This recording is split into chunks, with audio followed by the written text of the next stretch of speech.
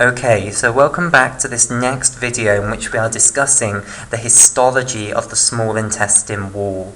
Okay, right, we have now looked at the layer of epithelial cells, which are simple columnar epithelial cells, also known as enterocytes. And we've seen that they are sitting on a protein layer known as the basement membrane, and that underneath the protein layer you then have a layer of connective tissue called the lamina propria, and then underneath the lamina propria you have the muscularis mucosae. Okay, basically there is a name for all of these layers that we've seen. So all of these layers together, the muscularis mucosae, the lamina propria, the basement membrane, and the enterocytes, together they are all called the mucosa. Okay, so when people talk about the mucosa, this is what they mean. They mean this layer of enterocytes sitting on a basement membrane with the lamina propria beneath, and then this thin layer of smooth muscle cells known as the muscularis mucosae below. Okay, right. So knowing that that is what is meant by the mucosa will now allow us to understand the naming of the layer underneath this. Okay, so the layer underneath the muscularis mucosa is usually called the submucosa. Okay, so this is the submucosa here. And basically, again, this is a layer of connective tissue. Okay, now what is contained within this layer of connective tissue? Well, basically you have a lot of big venules and big arterioles. So in blue I've shown a big venule, and here's a big arteriole. And basically these big arterioles and big venules, they will have branches that penetrate through the muscularis mucosae and go to vasculate the lamina propria and the epithelium. Okay, so here is a bigger, a smaller arteriole that is going all the way up into this villus. So basically, you do indeed have arterioles which go all the way up into villi. Okay, and then of course you've got to have something to bring it all back again. So you'll also have a little venule here which will bring all the blood back again, and that will go down to this bigger venule which then lies in the submucosa down here. So I'll colour in the submucosa again in yellow because it's connective tissue again. Okay, now these are obviously going to be extremely helpful for absorption, because remember, the enterocytes are absorbing nutrients from the lumen of the small intestine, and they're passing it onto their basolateral side. And basically, from their basolateral side, it has to then go into blood vessels. So these are the blood vessels which it will go into. Well, it won't go into these venules and arterioles that I've drawn, but of course there'll be capillaries in between the arterioles and the venules, and it will go in through those capillaries and then end up in the venule and be carried back into this larger venule down here. Okay, so there's another type of vessel that's extremely important in absorption of nutrients by the enterocytes, and that's known as a lacteal. Okay, now this villus is a little bit crowded, so I think I'll show the lacteal on this other villus here that's still free, but this villus would have a lacteal as well. Every villus has a lacteal. Okay, so this is a big lymphatic vessel, which would then drain into bigger lymphatic vessels which are in the submucosa. Okay, so in orange here, this is a lymphatic vessel. Okay, and these special lymphatic vessels that penetrate right into the villi of the small intestine, okay, these are known as lacteals. Okay, so this is a lacteal, and every single villus will have a lacteal that goes right up into it, okay, along with an arteriole and a venule which will have the capillaries between them. And basically, some nutrients will pass into the blood, okay, so they'll go into the capillaries and pass into the blood, whilst other nutrients will go into the lacteals. Okay, right. So, we now want to discuss the layer underneath the submucosa here. So underneath the submucosa, you then have your proper muscle layer, known as the muscularis propria. Okay, right. Now the muscularis propria can be divided into two separate layers. Okay, so the gap here, this is all the muscularis propria, so the proper muscle layer is what this means. So muscularis just means muscle layer, and then propria means proper. Okay, so muscularis propria, and this can be divided into two separate layers, which I'll do now.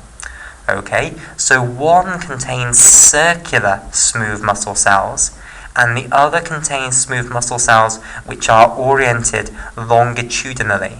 Okay, right, so let me explain what I mean by this. So basically, to describe this, I need a picture of a tube. Okay, so remember, the small intestine is a tube.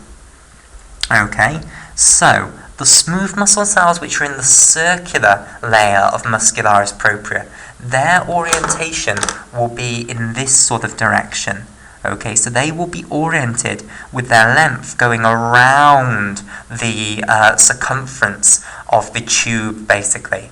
Okay, so if we were to take a section like so, okay, if we were to take a section like that, i.e. instead of cutting through a cross-section like I originally said we were doing, if we instead sort of cut longitudinally and had a look at the picture longitudinally, then we would see the circular muscle, smooth muscle cells like so, okay? Because if we cut through like that, then we would see only a little cross-section of these circular smooth muscle cells, okay? Because they are oriented in the circular direction, okay? So the length will be stretched around the tube, okay? So if we cut in this sort of a plane, okay, rather than taking a cross-section, then we'll only catch the center of them, basically. Okay, so we'd see them like so. Whereas if we did this cut again and we looked at the longitudinal muscularis propria there, then we'd find that they looked like so, because we would catch them their complete length, basically. Okay, so here are the longitudinal smooth muscle cells. Okay, right, so there's no difference between the smooth muscle cells in each of these layers. It's just that they're oriented in different directions. These ones are oriented so that they wrap around the circumference of the small intestine, whereas these ones are oriented so that they stretch along the small intestine. Okay, right, so that's the muscularis propria, and then the outermost layer of the small intestine wall is then called the serosa, okay, and this is just a single cell layer, okay? So basically this is where you have wrapped the small intestine in the peritoneal cavity, okay, and you've now got a layer of peritoneum over it. So remember, if I just go over the page and then I can describe this to you. Basically, the peritoneal cavity, you should imagine the peritoneal cavity like a balloon. Okay, so here it is. And basically, it's got a surface just like a balloon. So the surface is like the surface of the balloon, and it's made up of a monolayer of cells. Okay, and then inside the balloon, so within the volume of the balloon, you've then got fluid, okay? So it's a fluid-filled balloon, and this fluid is called peritoneal fluid. Okay, so basically, none of the intestinal organs are actually within the peritoneal cavity. None of them are actually in the volume of the balloon. Instead, they look as though they are, but they're not actually, and let me explain how you can do this. Basically, if you imagine taking this balloon and taking your finger and then pushing in on the surface of the balloon, then imagine that the balloon isn't too taut, so you can actually do this. Okay, so imagine it's a very flexible balloon. Then basically your finger will go into the cavity like so. Okay, so let me draw a picture of this, so you'll get your little imagination like this. Okay, and now basically it looks as though your finger is in this cavity, but it's not actually, it hasn't actually penetrated the peritoneal lining, okay, so it hasn't penetrated the actual layer of cells. It's just invaginated that layer of cells, and now it looks as though it's in the cavity, but it's not. Basically, this is what you do to your intestine. You take your intestine and you push it into the side of the peritoneal membrane, and it basically sits like so. Okay, and then what you do is you sort of close this bit off here. So if you imagine this is our tube of our intestine, this is a cross-section of intestine, we've just sort of pushed it in. So it might be helpful if I draw a sort of 3D picture, okay, rather than a 2D picture, because it's easier to understand if we see it in 3D. So basically, here we go, and we'll have this invagination like so. And basically we've done this on this side as well, so it's all the way through like so. Okay, so let me complete the picture up. So connect that to that, connect that to that, connect that to that, and what else do I need to now connect? I need to now connect this to this, this to this. So basically we've taken our tube of intestine and we've just sort of invaginated it inwards. So it's now sitting in here, and what we're now going to do is sort of push this portion here down against this portion here, and we'll sort of join them onto one another. And then what will happen basically is we will end up with this sort of scenario here. Okay, so this is the front again. Then we've got the back up portion here. Okay, and now we've just got this sort of hanging intestine in the middle like so. Okay, and then it comes down like so. Comes down here as well, connected up, and then you've got the intestine sort of suspended in, and it's suspended by this sort of hanging bit of peritoneal membrane here, and this is known as the mesentery of the intestine. Right, so basically this is where the serosa comes from, because the intestine has been wrapped in this layer of the peritoneal membrane, and that's a monolayer of cells. So that's what this final layer of the wall of the small intestine is. It's this monolayer from the peritoneal membrane, basically. Okay, now these are sometimes described as mesothelial cells. Okay, and the reason is that they look like an epithelium, but they are not derived from ectoderm at all. They are instead derived from mesoderm. Now, mesoderm doesn't usually form epithelial-like structures, okay? So remember, from embryology, there are these three discs stacked on top of one another in the trilaminar germ disc. You have the ectoderm, the mesoderm, and the endoderm. And basically, the ectoderm forms most of your epithelia, okay?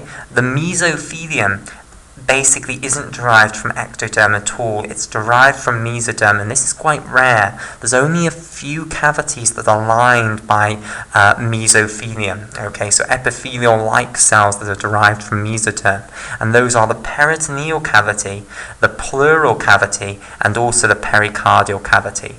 Okay, so this is the serosa. Right, so we're almost finished now, but I want to talk about one thing that I promised to talk about earlier, okay, which were the folds of Kirk, okay? So I want to talk about the folds of Kirk. So, basic Kirk like that, I think. Okay, so basically, if you were standing in the intestine. So let's imagine we are a little person standing inside the intestine. Okay? Basically, what we would see is these large folds in the structure of the intestine. So basically, what I now want to do is imagine taking a knife and cutting one of the sides of the intestine. So just cutting this side here. Okay, and then unfolding the whole thing and having a look. Okay, so basically what I've done is unfold the wall of the intestine so that it's no longer folded round in a cylinder. Instead, it's sort of just a flat piece. What you would see is that there are these large folds, basically. Okay, so there's one here, like so, and these folds go round circumferentially. Okay, so they're sort of circular folds. Okay, so it goes around the entire circumference of the intestine. Then you have another one, let's say here. Okay, now these are called the folds of Kirk. Okay, now they do also have another name. Okay, the other name for them is that they can be called valvulae conniventes. Okay, so you can either call them the folds of Kirk, or you can call them valvulae conniventes. Okay, so valvulae conniventes is the other name for these folds of Kirk ring. And basically what I now want to tell you is where does this fold come from, basically. So which portion of the layers of the small intestine wall does it perturb? So basically, you remember that I originally said when we were drawing this picture that we would take the cross-section of the small intestine and look at the side of that. That was to avoid having to talk about folds of Kirk ring, because if we just take a cross-section, then either we will be within a fold of Kirk ring, which means that we don't have the variation, or we won't be in a fold of Kirk ring. Okay, so it doesn't matter, basically. But let's now imagine taking a cross-section this way, so cutting along down there, and then looking at the side of the small intestine wall. Okay, so basically, what you would see is these sort of folds outward, and I want to tell you which portion of the small intestine wall actually is responsible for the production of these evaginations. Okay, so basically we've seen that there are these 4 layers of the small intestine wall, fundamentally. We've got the mucosa, which is now just being shown as a single layer, like so. Okay, we've then got the submucosa here. Okay, we've then got the muscularis propria here. Okay, and we've then got finally the serosa at the bottom. Okay, so bear in mind I have demoted the whole of the mucosa to just being represented as a single layer now. Previously, that thing that I have just denoted as a single layer is all of this, basically. So it's, it's very uneven. It's got villi from at one point and then crypts of Libacum at other points. But I've now just demoted that to being represented as this single layer here. And then the serosa can be this tiny layer here. So basically, I want to show you which layer becomes affected by these folds of Kirk ring. So basically, the way that you get the folds of Kirk ring is by changing the submucosa. So basically, this is what a fold of Kirk ring will look like. Okay, here is the submucosa, and I think I'll colour this in to make it simpler. So the submucosa is in blue here. Okay, so we're now taking this this section here, we're cutting down here and looking at the side. Okay, so a longitudinal section. So this is all submucosa. Then sitting on top of that, you'll have the mucosa. Okay, so remember, this will have the villi on top of it. So I think I might now actually try and show some villi. Okay, so here's a villus, here's a crypt of Libacum, here's another villus, here's another crypt of Libacum. So all of this is occurring on top of the structure of the fold of Kirk ring, basically.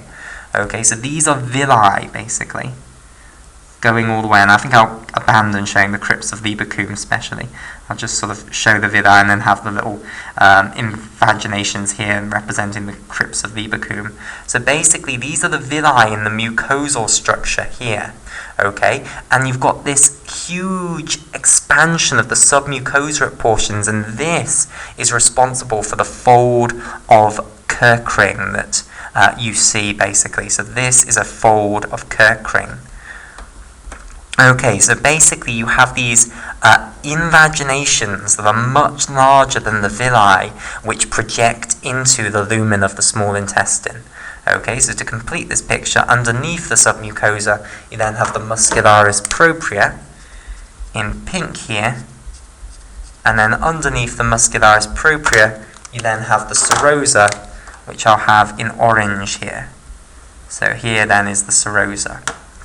Okay, right, so this is the wall of the small intestine. Right, so this is a fold of Kirk ring. Now, I just want to complete this video then by telling you how tall a fold of Kirk ring basically usually is. So usually these folds of Kirk ring, they are around 8 millimeters high.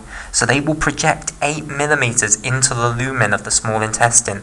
Contrast that to the size of a villus, which is around 1 millimeter. Okay, so villi will project 1 millimeter away from the surface, basically, and you have villi over the folds of Kirk ring.